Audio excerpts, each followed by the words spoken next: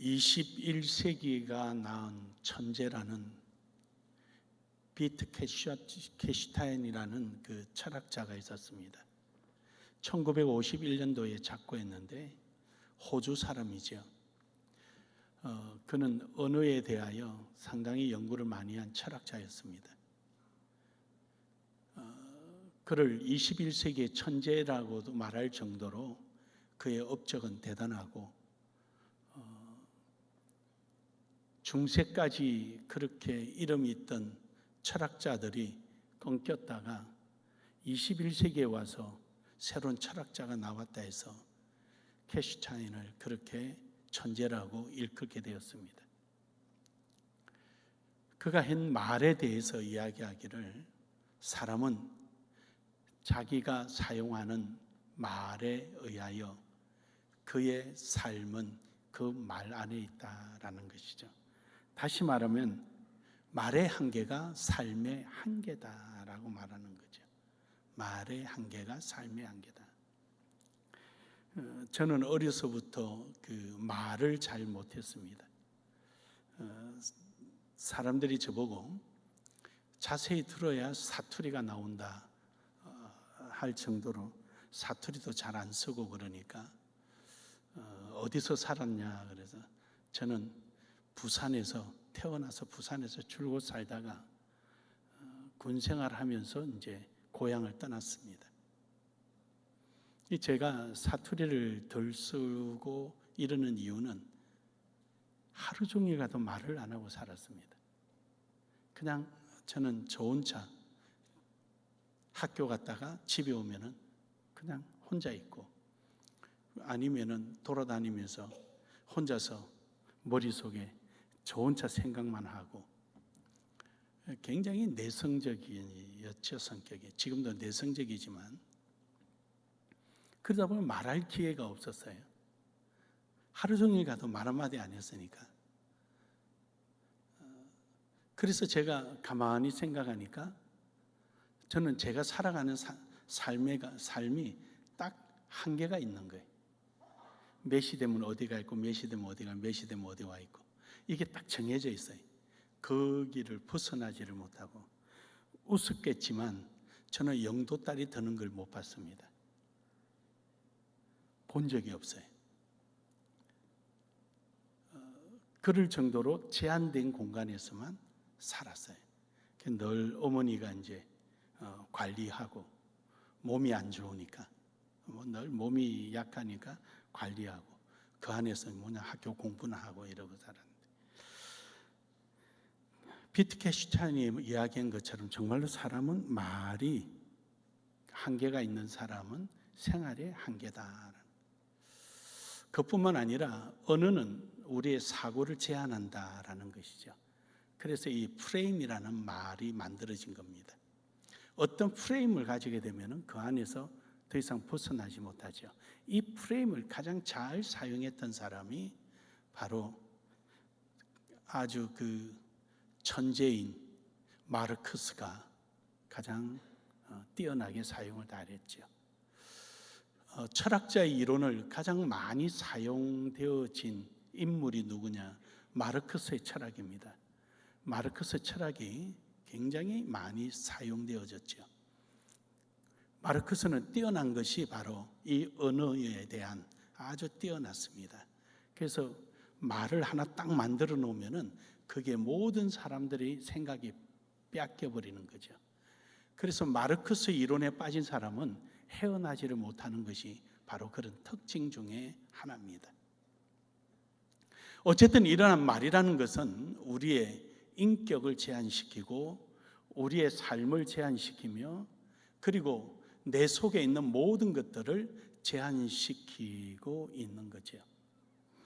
근데 이 말이라는 것은요, 우리 귀에 들리기로는 음향으로 들리지만 그렇지 않습니다.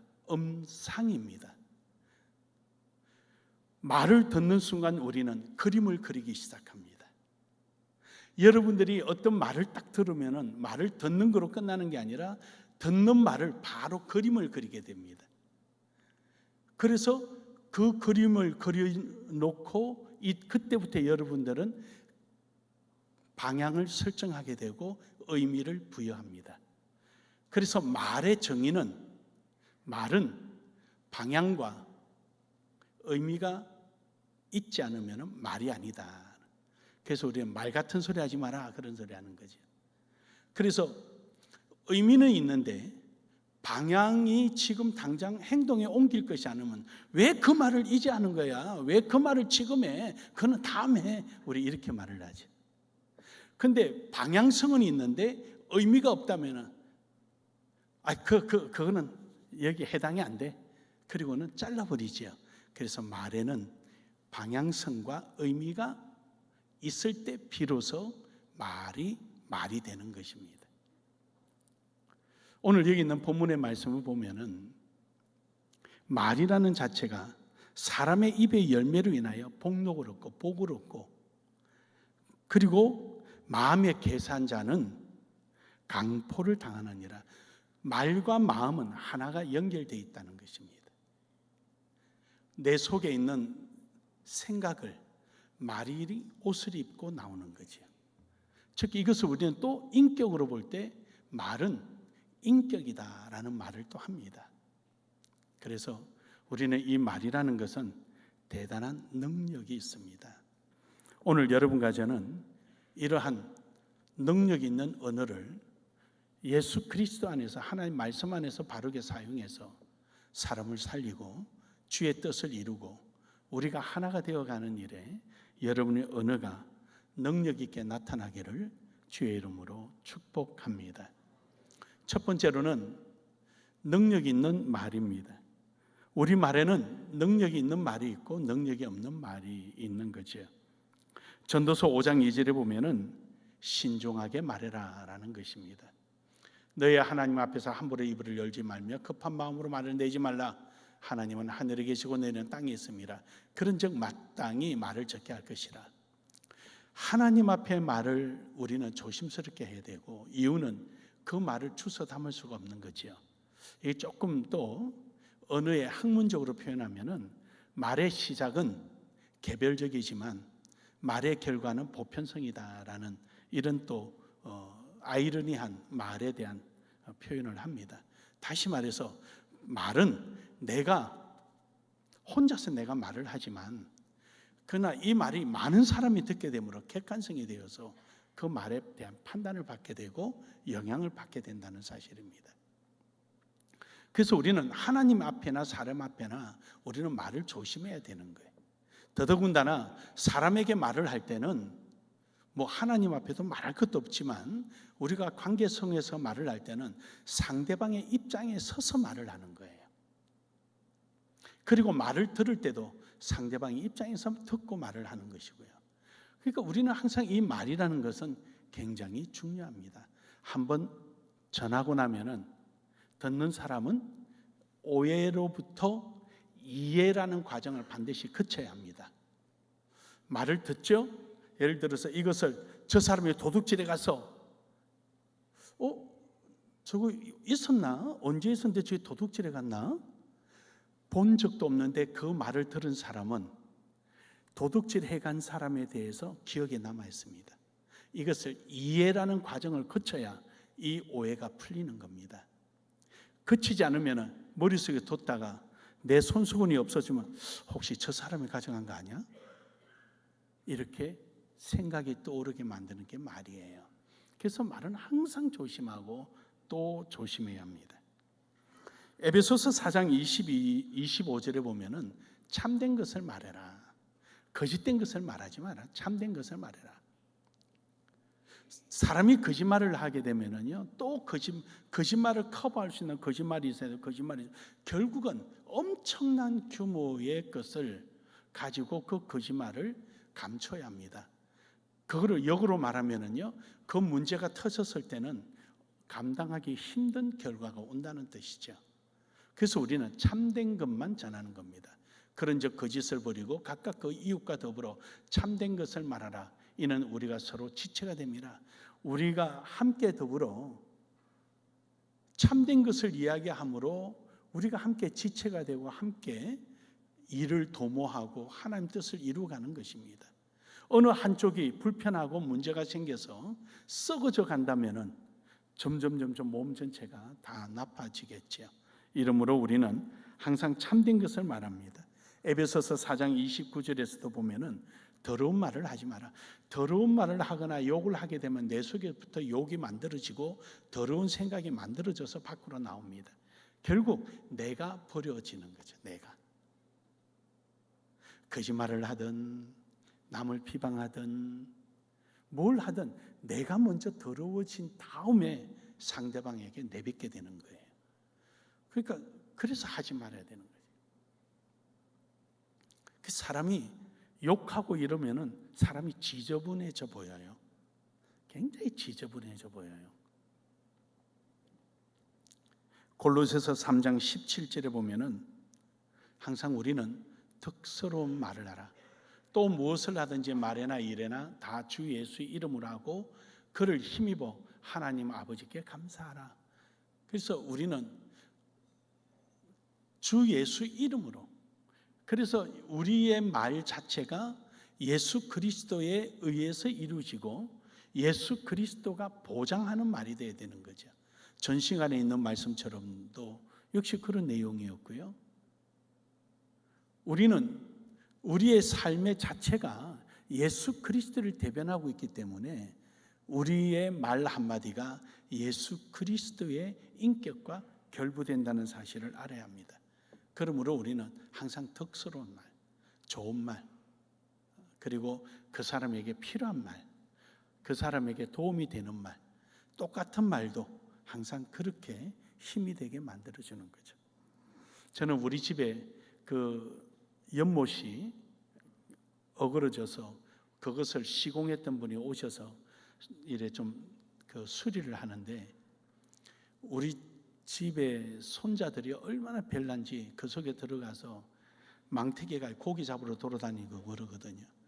그러다 보니까 이 돌이 그 안에 꽉 들어가 있어요. 그래서 우리 애들이 보통 별난 애들은 아닙니다 했더니 이분이 하는 말이 이래: 야, 운동량이 많으네요. 어떤 녀석 되니까 한번 봤으면 좋겠네요. 그 말에, 야, 목사인 나는 저런 말을 할 생각을 못 하는데 저분은 그 말을 하는 거예요. 그래서 그때부터 제가 그분을 굉장히 조심스럽게 대하게 되는 거예요. 물이 내려오지 않아서 모다가 고장난 것 같아서 고장났습니다. 언제쯤 내려오시겠습니까? 언제쯤 가겠습니다 하는데 뭐 어떻게 하냐 또 되는 거예요. 잘 되니까 바쁜데 내려오지 마시고 다음에 시간 내면 한번 들리세요. 또 그렇게 또 전화를 해드렸어요. 그 말에 제가 그분 편에 서서 모든 걸 생각하게 되는 거예요. 그 사람의 이 말 한마디가 그렇게 중요한 겁니다. 골로새서 4장 6절에 보면은 차별을 두고 말을 하지 말아라. 차별을 두지 말아라. 너희 말을 항상 은혜 가운데서, 저 은혜라는 말은 복음이라는 말이에요. 복음이란 뜻이에요. 너희 말을 항상 은혜 가운데서 소금으로 맛을 냄과 같이 하라. 하나님의 복음을 전하는 데 있어서 차별되게 하지 마라. 똑같이 많이 배웠던 적게 배웠던 똑같이 그렇게 해라. 그거예요. 제가 어제 저녁에 한 2시간을 어느 분하고 통화를 하는데, 이제 제가 솔직히 속에 있는 말을 고백을 한 거예요. 내가 강의를 하면서 공격적이었다. 내가 이제 보니까 그렇다. 하도 나를 하여금 총신 출신 아니라고 무시하다 보니까, 내가 거기에 대한 항변하다 보니까 내가 가진 지식 가지고 공격적으로 내가 강의를 한 것 같다. 총신에서 이런 것도 안 배웠어? 이것도 몰라? 그러면서 내가 너무 지나치게 공격적이었다. 그래서 이제 내가 강의를 끊기로 했다. 다만 홈페이지에 들어와서 설교를 보니까 그분들이 그냥 설교만 보고 갔으면 좋겠다. 이제 강의는 그만하겠다. 그러니까 그분이 그래, 이제 알았어요? 그래, 내가 이제 알았다. 이제 몰랐다. 가만히 생각하니까 이 또한 내가 열등의식에서 온 것 같다. 그냥 모르는 거 모르는 거, 아는 건 아는 거 이렇게 해야 되는데, 내가 강의를 하면서 이것도 모르고 저것도 모르고 너희들 학교에서 뭐 배웠냐 이렇게 내가 공격적인 강의를, 그래도 나를 초청한 것만 해도 내가 너무 감사하고 부끄럽고 그렇다. 그래서 이제 내가 강의를 끊어야 되겠다, 나를 위해서.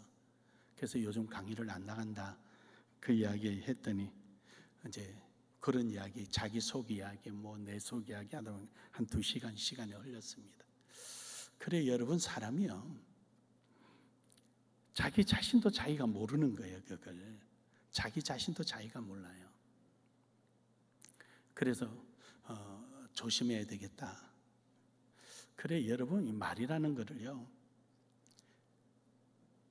상대방의 입장에 서고 차별을 하지 말고 똑같이 해야 되는데, 그 말 속에 공격성이 있고 송곳을 찌르고 칼을 빗으로 꽂아서 말을 하게 되면은 결국은 상대방이 상처를 입는 겁니다. 여러분, 말은 모든 사람에게 동일하게 갈 수 있기를 바랍니다. 그리고 말은 정직하게 말해야 됩니다. 디도서 2장 8절에 보면은요, 책망할 것이 없는 바른 말을 하게 하라. 그럼요, 우리가 흔히 요즘 와서 말을 쓰는 말이 있죠. 팩트라는 말, 사실이란 말을 많이 씁니다. 우리가 똑같은 말을 해도 사실적으로 해야 되는 거예요. 사실적으로 하면은 뒤에 문제 생길 게 없는 거예요. 그래서 말은 항상 옳고 그름에 있어서 사실만 전하는 거예요. 그 사실을 정하지 않고 자기 생각을 전하니까 문제가 발생되는 겁니다. 그리고 이사야 50장 4절에 보면은 약한 자를 붙들어 주기 위해서 말을 사용하는 거예요. 이 언어라는 것은 상당히 힘이 있었어요. 약한 자를 붙들어 주는 거예요. 그래서 주 여호와께 학자들의 혀를 내게 주사 나로 공관자를 말로 어떻게 도와줄 줄을 알게 하시고 아침마다 깨우치시되 나의 길을 깨우치사 학자같이 알아듣게 하시도다. 하나님이 주시는 말씀을 알아듣고 말을 통하여서 약한 자를 일으켜 세워주고, 여러분, 우리는 하나님 말씀을 가지고 연약한 자들에게 힘이 되어주시고 절망된 자들에게 소망을 불어넣어주고 죽어가는 영혼들에게 생명의 길로 인도해 주는 것이 여러분과 제가 해야 할 일들입니다. 그러므로 여러분, 우리는 이 말의 능력을 주님 안에서 잘 사용하기를 주의 이름으로 축복합니다. 두 번째로는 침묵도 능력입니다. 꼭 말에만 있는 것이 아니라 침묵에도 능력이 있습니다. 욥기서 6장 24절에 보면은요, 다른 사람이 나의 허물을 깨우쳐 줄 때 그걸 변명하려고 하지 말라는 거예요. 그냥 받아들이는 거예요. 그래서 상대방이 나를 깨닫게 해줄 때 내가 깨달을 것이 있다면 그게 내게 유익이고, 필요 없는 거는 한쪽 길을 왔다 한쪽 길을 흘리는 거예요. 그래서 길을 양쪽으로 뚫는 거예요. 들어왔다 홀로 보내면 되는 거예요. 받아들여야 될 것은 받아서 내 가슴 속에 새기면 되는 거예요. 그냥 그런 모양이다. 그리고 받아들이면 되는 거죠. 이것이 바로 우리가 가지는 능력이라는 것입니다. 시편 39편 9절에 보면은 하나님 앞에 징계를 받을 때 조용해라. 시험을 받을 때 조용해라. 시험 받는 사람들이 막 떠들고 돌아다니면은요, 모두가 시험 들어버려요. 자기 변명하니까. 하나님이 뭘 어떻게 하시는지 어떻게 합니까? 그러니까 잠잠한 거예요. 하나님 뜻이 무엇인가? 하나님 내게 깨닫게 해줄 게 무엇인가? 여러분에게 도움이 될는지는 모르겠습니다만, 저는 집사 시절, 평신도 시절에 제가 시험 들면 우리 집사람한테 말을 하지 않습니다. 왜냐? 둘이 시험 들면 안 되잖아요. 하나는 깨어 있어야 될 거 아니에요. 일체 말 안 합니다. 그냥 혼자 삭히죠. 온갖 업무에, 온갖 그 오해로 인해서 내가 공격을 받아도 그냥 삼키는, 그냥 받아들이는 거예요. 그걸 집에 와서 집사람에게 내색하지 않습니다. 알죠, 본인도 알죠. 목사님이 강대상에서 나 쳐다보고 집산지 잡산지 그리고 나를 쳐다보면서 막 설교 시간에 공격해도 저는 그냥 받아들이고 가만히 있는 거예요. 얼마나 나를 사랑하면 이 시간에 이렇게 할까? 이 귀중한 시간에. 그래서 저는 누가 말을 해가지고 저를 시험 들게 하는 것은 그때 통과해버렸어요. 솔직히 말하면 그때 통과했어요. 6개월 동안 얼마나 공격을 받았는지 미워서 그러겠냐. 하나님 뜻이 있을 테지. 그 시험 다 받고 나니까 목회자 됐더라고요. 목회자 되니까 뭐 웬만한 시험은 시험도 아니에요. 그 뭐 아무것도 아니에요. 그런 게. 그래요, 여러분. 하나님은 다 이유가 있으니까 그냥 받아들이는 거예요. 받아들이고 내가 고칠 것은 고치고 버릴 것은 버리고. 잠언서 11장 2절에 보면은요, 우매한 이웃을 험담할 때 말 섞지 마라. 남을 비판하고 남을 넘어뜨리고 남을 어떻게 뭘 할 때 오죽해야 그 소리 듣겠습니까? 그래도 그 말에 말을 섞지 마라. 함께 죄 짓는 거다. 함께 죄 짓고 마는 거예요. 욥기서 12장 11절에 보면은요, 입이 식물을 맛을 분별하듯이 귀는 분별해야 되는 거예요. 남의 말을 하면은 듣고 필요한 것은 빼버리고 또 상대방의 입장에서 생각하고 이렇게 해야 되는 거예요. 어디 가나 꼭 이 말이 문제가 돼요. 말이 문제.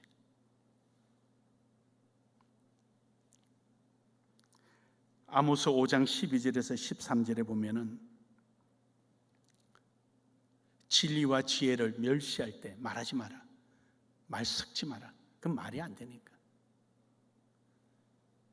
그래서 남의 말에 쉽게 동요되고 쉽게 흥분하고 쉽게 아는 척하는 사람, 가장 조심해야 될 사람.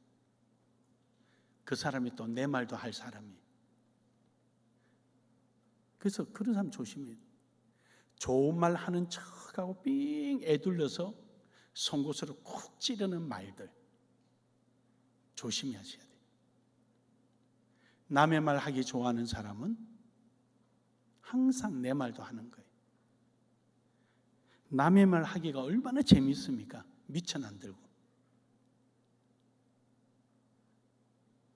거기서 뭐 죽여놓은들 살려놓은들 미친 사람 만든들 어떤 사람 만든들 뭐 누가 뭐 문제 생길 게 없고 얼마나 편하고 좋아요.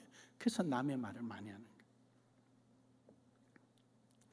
하박국서 2장 20절에 보면은 하나님 앞에 섰을 때 우리는 조용하는 거예요.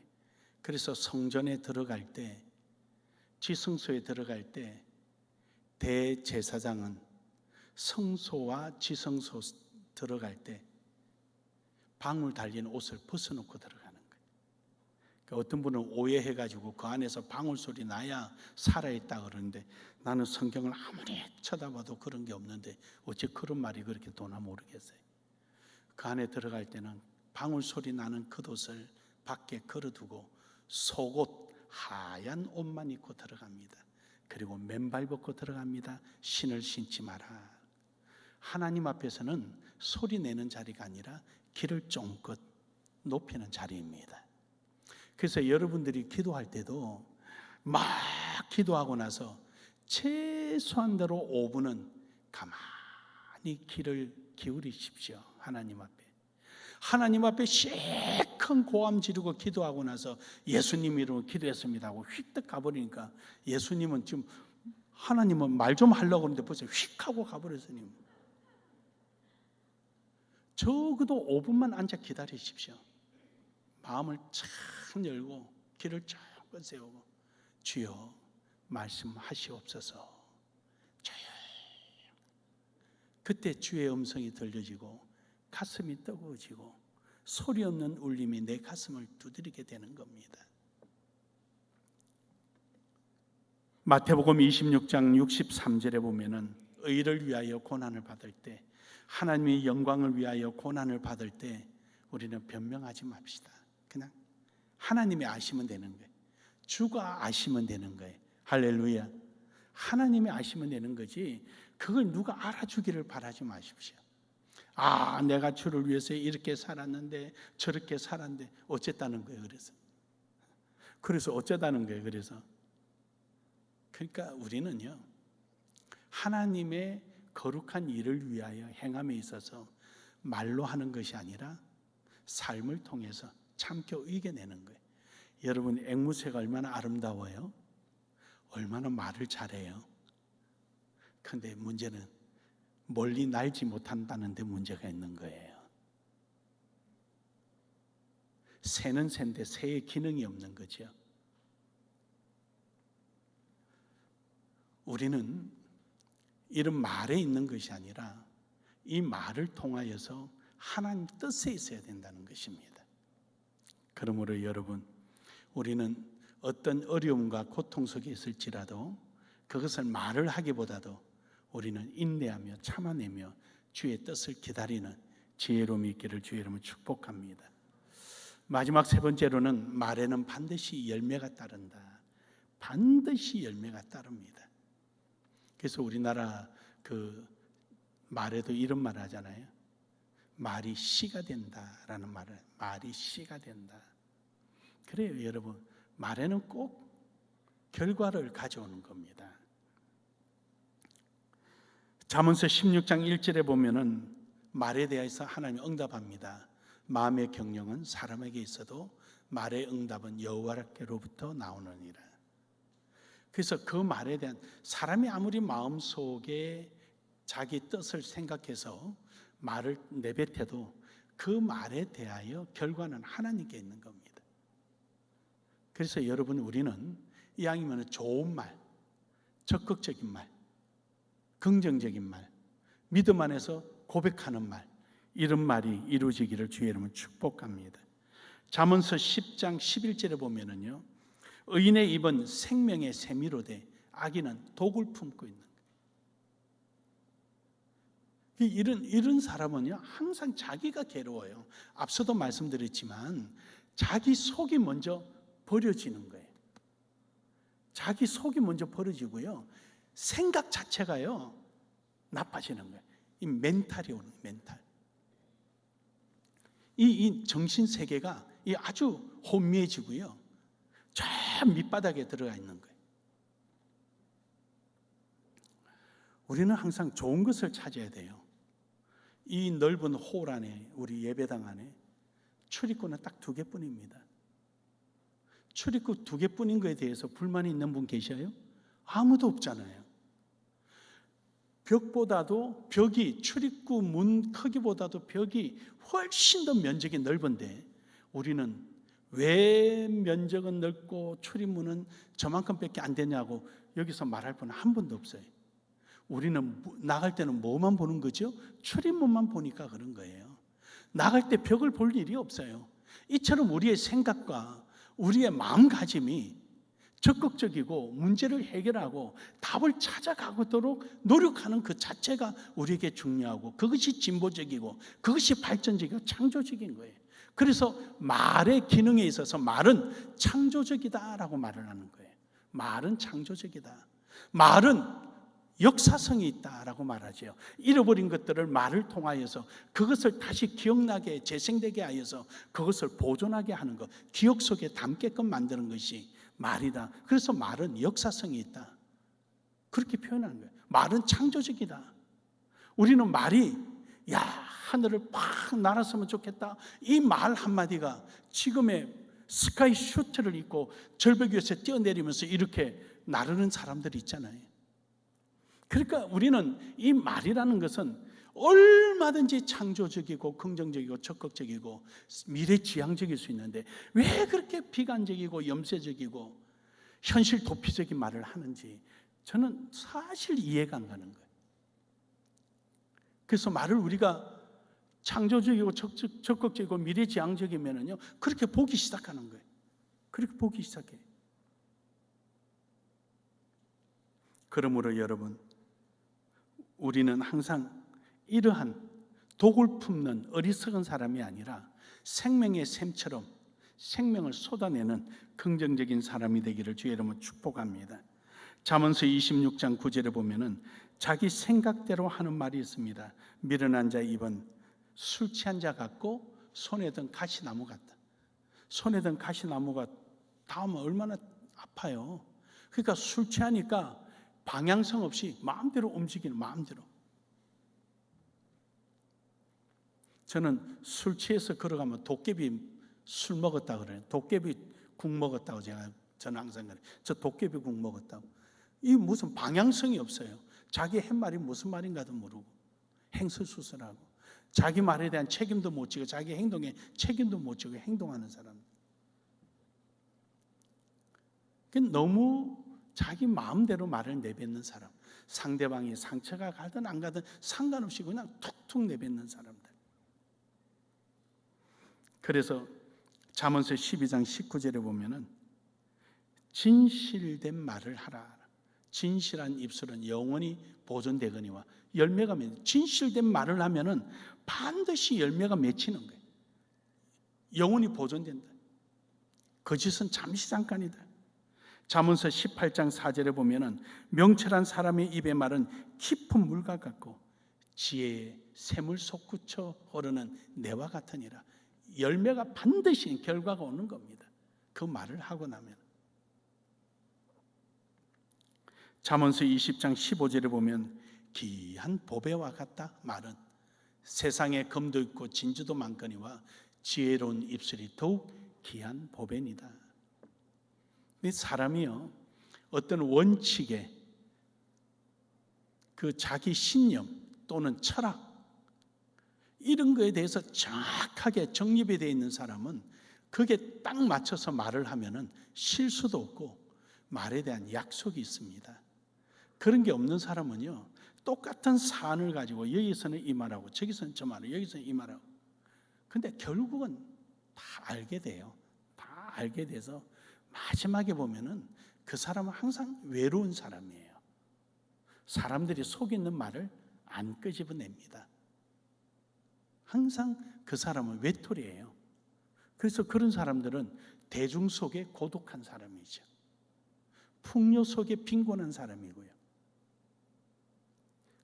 그러니까 결국 사람들 모인 자리에 가고는 싶은데 돌았을 때는 항상 외로운 거예요. 왜냐?